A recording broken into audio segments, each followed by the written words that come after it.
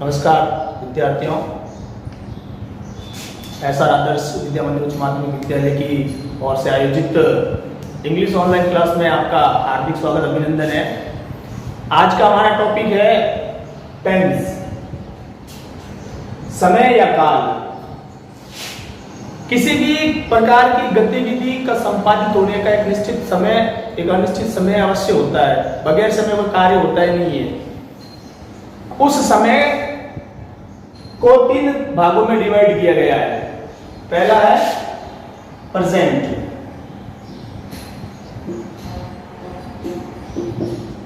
वर्तमान, जो हाल ही का समय है, जो अभी चल रहा है, जिसमें अभी क्रिया संपादित हो रही है, क्रियान्वयन हो रहा है क्रियाओं का, वो है प्रेजेंट। अब से पहले का जो समय है, जो बीत चुका है, वो होता है पास्ट। जो समय टाइम जो बीत चुका है, समाप्त हो चुका है, उस समय में जो हमने कार्य किए वो हमारे लिए भूतकाल के हो चुके हैं। और आज और अभी के बाद का जो समय होगा वो होगा फ्यूचर, भविष्य। इस टेंस को, काल को 3 भागों में डिवाइड किया गया है: वर्तमान, past, present, past and future. वर्तमान, भूतकाल और भविष्य।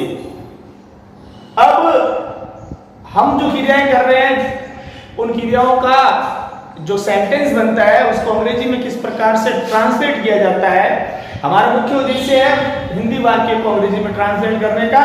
और उस उद्देश्य की पूर्ति के लिए हमें सबसे पहले टेंस को सीखना, जानना आवश्यक है। चलो आज हम पहला जो टेंस है प्रेजेंट, उसका अध्ययन करेंगे और धीरे धीरे अगले नेक्स्ट वीडियो में आपके सामने इन तीनों टेंस का जो टीचिंग है आपको करवाया जाएगा। तो आप ध्यान से पढ़ें, देखें इसको और सीखें। हम स्टार्ट करेंगे प्रेजेंट टेंस से। हमारे टेंस का जो पहला अध्याय है वो है प्रेजेंट टेंस। प्रेजेंट टेंस जो हाल ही में जो चल रहा है वो प्रेजेंट टेंस होता है। जैसे कि मैं जा रहा हूं, मैं सुबह 5 बजे उठता हूं, तुम झूठ बोलते हो, हम हमेशा अध्ययन करते हैं। ये जो क्रिया है वो सारी वर्तमान में हो रही है और इसके अंतर्गत उनका जिक्र होता है, इसके अंतर्गत उनको बताया जाता है। अब प्रेजेंट टेंस के 4 भाग हैं। वैसे सभी टेंस के 4 भाग ही हैं जो सेम है।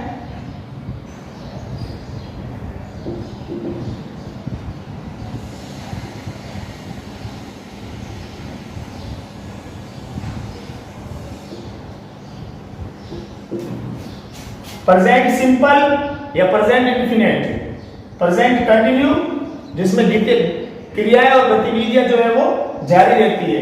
प्रेजेंट परफेक्ट, इसमें कुछ क्रिया और गतिविधियां कुछ निश्चित समय पहले ही संपन्न होती है और इसमें कुछ कार्य जो है वो एक निश्चित अवधि से लेकर अभी तक जारी रहते हैं, वो होते हैं प्रेजेंट परफेक्ट कंटिन्यूअस।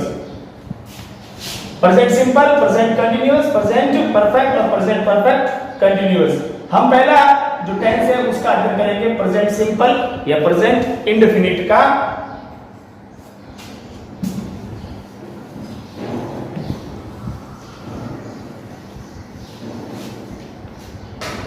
आज का हमारा पहला टेंस है प्रेजेंट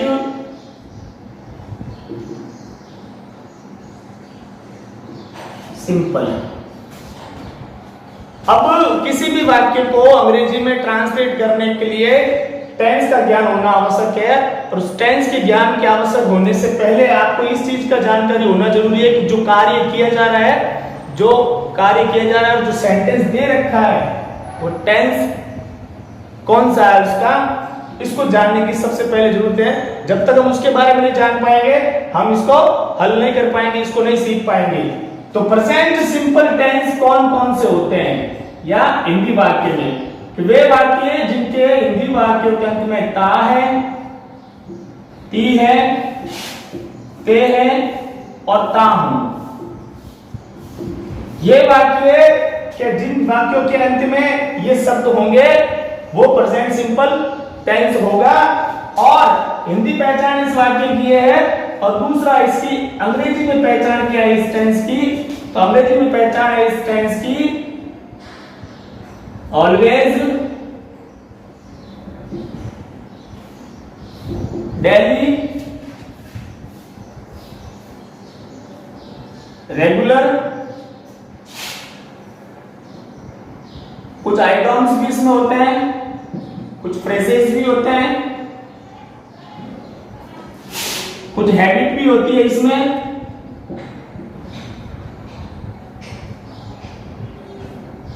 और कुछ यूनिवर्सल ट्रूथ।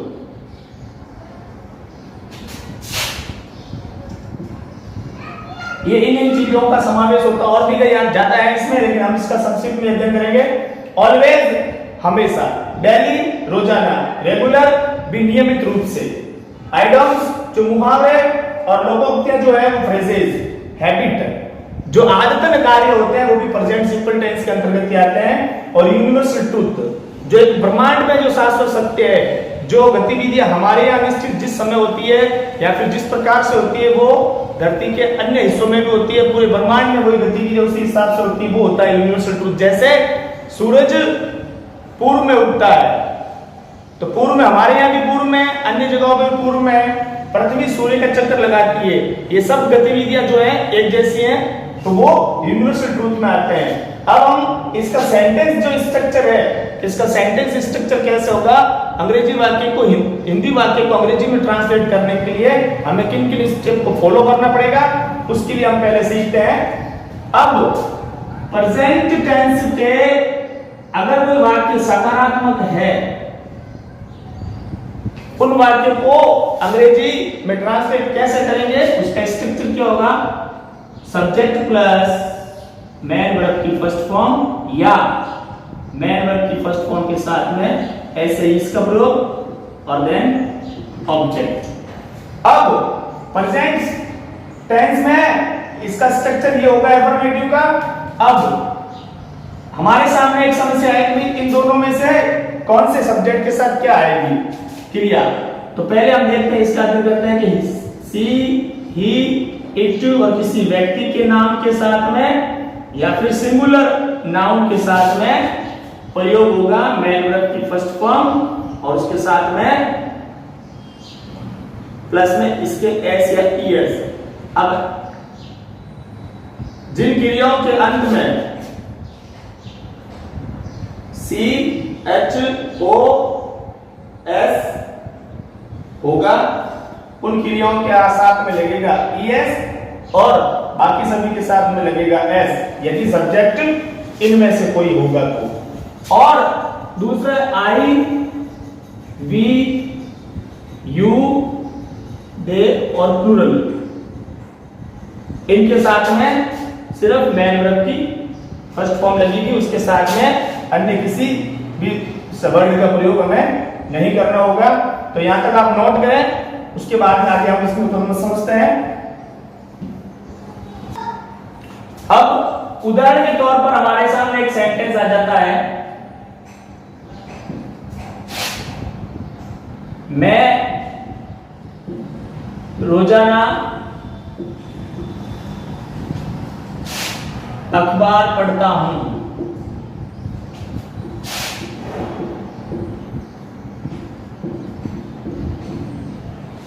मैं रोजाना अखबार पढ़ता हूं। प्रेजेंट का वाक्य पहचान आपको पहले बता दी गई थी कि ता, ते और ती जिन हिंदी वाक्यों का अंतिम होगा वो प्रेजेंट सिंपल टेंस होगा। अब और दूसरी बात, ये हमारा अफर्मेटिव वाक्य इसमें नहीं और प्रश्नवाचक वाक्य का प्रयोग नहीं हुआ है। अब हम इसको अंग्रेजी में ट्रांसलेट करेंगे। तो सबसे पहले सब्जेक्ट, किसी भी वाक्य में क्रियाओं को करने वाला सब्जेक्ट और सब्जेक्ट के द्वारा किया जाने वाला कार्य क्रिया और उनके दोनों के प्रभाव से या उन दोनों का प्रभाव जिन पर पड़ता है वो होता है ऑब्जेक्ट। तो अब हम इसका अध्ययन करेंगे, पहले इसको हल करके देखेंगे कि सब आई का अंग्रेजी मैन, उसके बाद में देखिए आप इनमें से आप मैन वर्ब की फर्स्ट फॉर्म का प्रयोग करना है या फिर ऐसे ही एस वाली क्रिया का। तो हम इस स्ट्रक्चर को देखेंगे, इसको देखेंगे कि मैन वर्ब की फर्स्ट फॉर्म किसके साथ लगती है, अगर सब्जेक्ट आई हो, वी हो, यू हो या दे या कोई बहुवचन प्लूरल सेंस नाउन। अब हमारे पास में आई है, आई के साथ में निश्चित रूप से हमें मैन वर्ब की पहली अवस्था का प्रयोग करना पड़ेगा, अन्य किसी का नहीं। तो अब इसमें पूरे इस हिंदी वाक्य में क्रिया को ढूंढो, क्रिया है पढ़ना, रीड। और जो हम किताबी अध्ययन जो करते हैं ना, वो अध्ययन होता है, उसको पढ़ना नहीं बोलते, उसका अंग्रेजी में है स्टडी। अखबार पढ़ना स्टडी नहीं होता है, रीड होता है। अब देखिए सब्जेक्ट हो चुका है हमारा, उसके बाद में मैन वर्ब की फर्स्ट फॉर्म या फर्स्ट फॉर्म के साथ में यस या यस हमें लगानी है मैन वर्ब की फर्स्ट फॉर्म, हम इसको लेंगे रीड। फिर उसके बाद में ऑब्जेक्ट। अब ऑब्जेक्ट इसमें क्या है? अखबार, न्यूज़पेपर।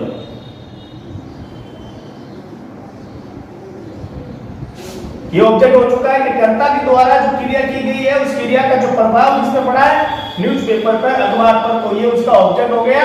अब समय, रोजाना, daily.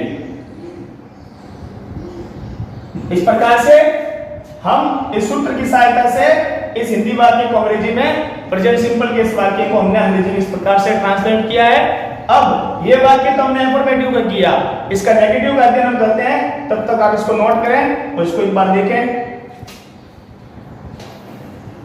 Present perfect, present simple के अफर्मेटिव वाक्य के अध्ययन के बाद दूसरा वाक्य नकारात्मक वाक्य भी होते हैं, जैसे कि मैं अखबार नहीं पढ़ता।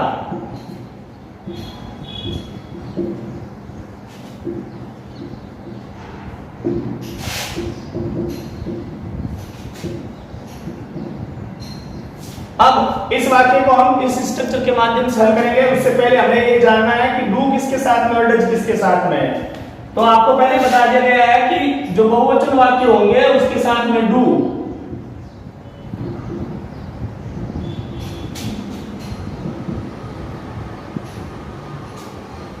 और जो एक वचन होंगे उसके साथ में डज का प्रयोग होगा।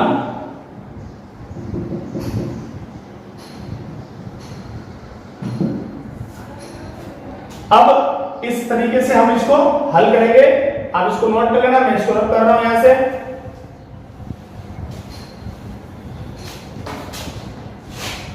मैं, आई के साथ में जो टेबल में लिखा जाए था डू, तीसरे स्थान पर नॉट का प्रयोग करना है। मैं की फर्स्ट फॉर्म का ही सिर्फ, तो यहां पे रीड और ऑब्जेक्ट न्यूज़पेपर।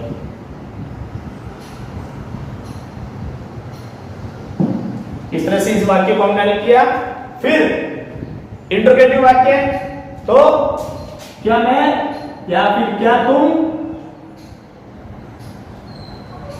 क्या वह अखबार पढ़ती है, तो डज, क्योंकि सब्जेक्ट एक वचन है सी, इसके लिए इसके साथ में हेल्पिंग वर्ब डज का प्रयोग होगा। Does she read newspaper. इस प्रकार से प्रेजेंट सिंपल टेंस का हमने जो तीनों प्रकार के जो वाक्य हैं, चौथा है नेगेटिव इंटरोगेटिव। आप इस दोनों सूत्र की सहायता इसको बना सकते हैं। उसमें नेगेटिव इंटरोगेटिव में इस फॉर्मूले में तीसरे स्थान पर नॉट का प्रयोग कर लेना, इससे आपका नेगेटिव इंटरोगेटिव भी पूरा हो जाएगा। इस प्रकार हमने प्रेजेंट सिंपल टेंस का अध्ययन कर लिया है। I hope you will understand and learn it. Thank you.